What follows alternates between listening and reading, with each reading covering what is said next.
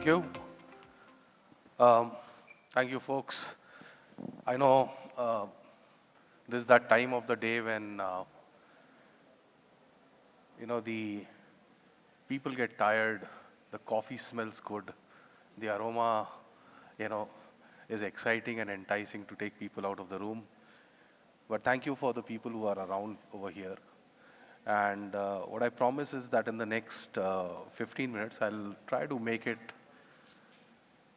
an exciting session worth the time that you're going to spend over here. So with that, let me very quickly introduce myself. My name is Amiteshwar Seth, and I recently moved to Cognizant from a GCC. So I was with Accenture, then I moved to a GCC. I spent about 2.5 years over there, leading data and AI. And then, GCC for a Fortune 20. So I have looked at it from both sides of the fence. And what I'm going to talk about today is essentially looking at AI in terms of the opportunities and threats that exist for GCCs globally and specifically in India. Now, a lot of you are probably familiar with this. This kind of a diagram exists in multiple different formats in terms of the GCC maturity curve. By and large, most GCCs get established for the functions of cost and scale. A lot of people I've heard, there have been reports, I was sitting through a lot of these sessions where people are talking about, hey, we are moving up the value chain.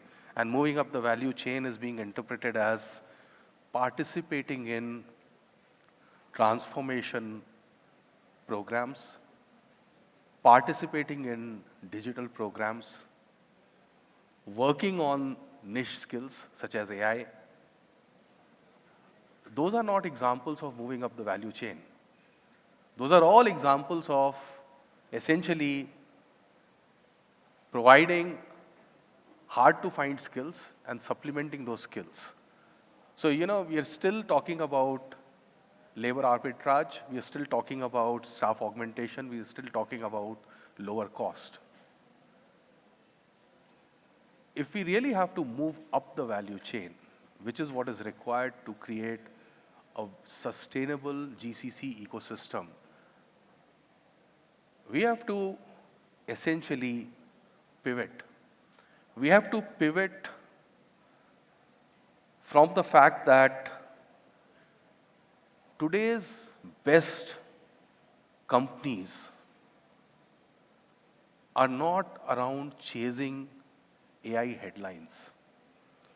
They are essentially about rebuilding workflows that have been duct taped for decades. That is where the focus is.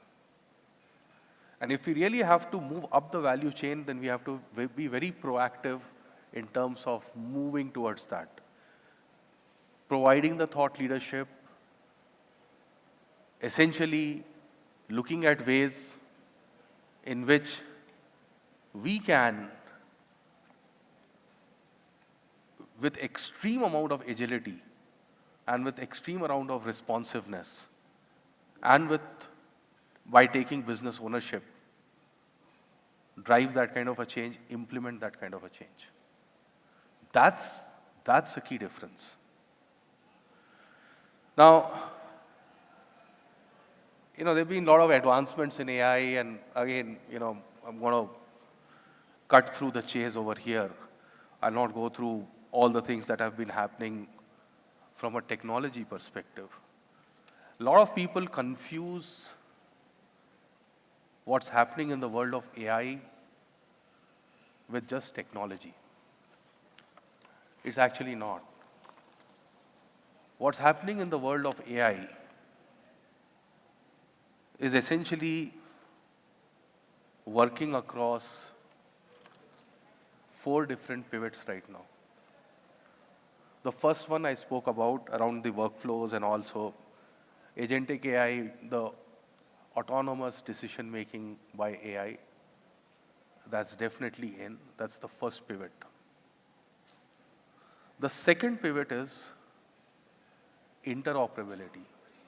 Very few people are talking about interoperability in AI.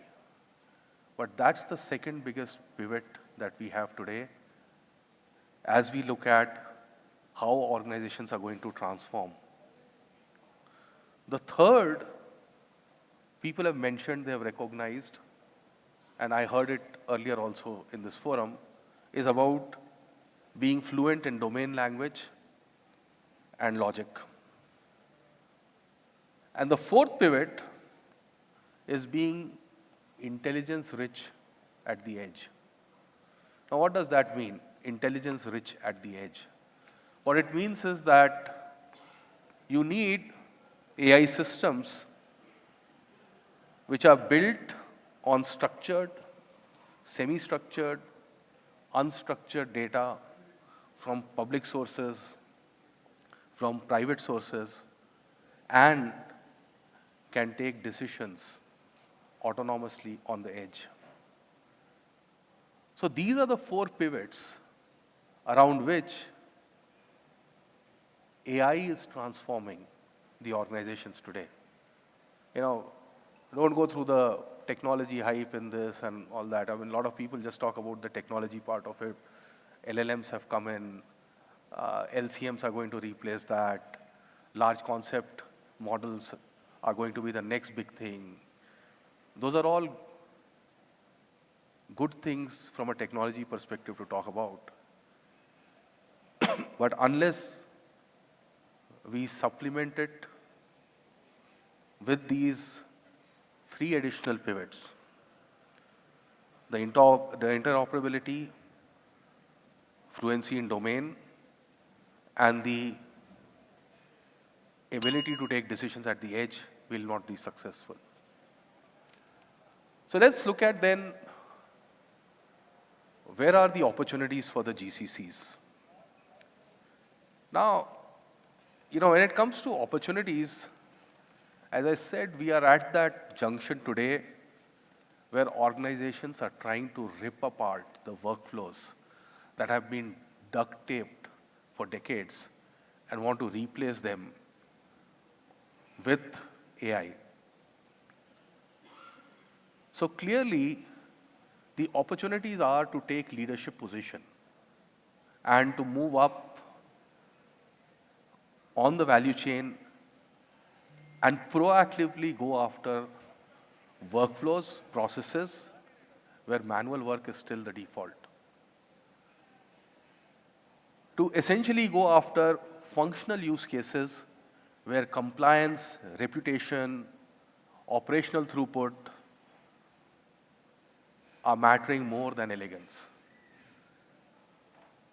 And very importantly, to also look at all those different use cases where users are currently underserved by software as a service abstractions. Right? So if you look at it, I've given you a small framework here to really look at, I've just defined a framework to really look at the right kind of opportunities for the GCCs to go after within their organizations to really move up that value chain, the initial graph that I showed you. If we move across and follow these three areas, right, that I quickly highlighted in this framework,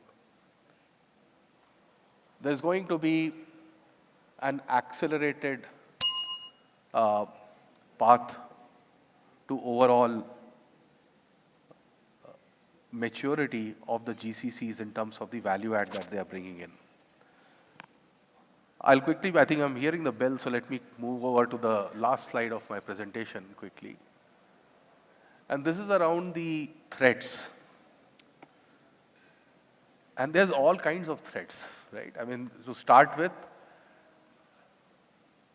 for the very reason the business was moving to GCCs, the GCCs were being created. AI is bringing in now lower cost, the ability to scale with fewer number of people. So why would we even have the requirement to go out and create a GCC? right? That's the first basic question. The second, GCCs which are low on the maturity scale, they have still not moved up, are existing because of cost and scale. You know, they are all going to be threatened because their cost to serve is higher than what AI can deliver in whatever geography the parent exists. So the very existence of GCCs is that threat. Creation of new GCCs going forward is going to be based upon those pivots that I spoke about. And for the existing GCCs, I spoke about that small framework that has to be applied to accelerate the path to maturity. Otherwise, their existence is at threat. So with this, thank you so much for staying back, attending this session, I know, late in the evening. And if there are any other questions, I'm not sure how much time we have, if we have time for any questions. Okay, I think I'm getting the signals to close the session. So thank you very much, folks. Bye.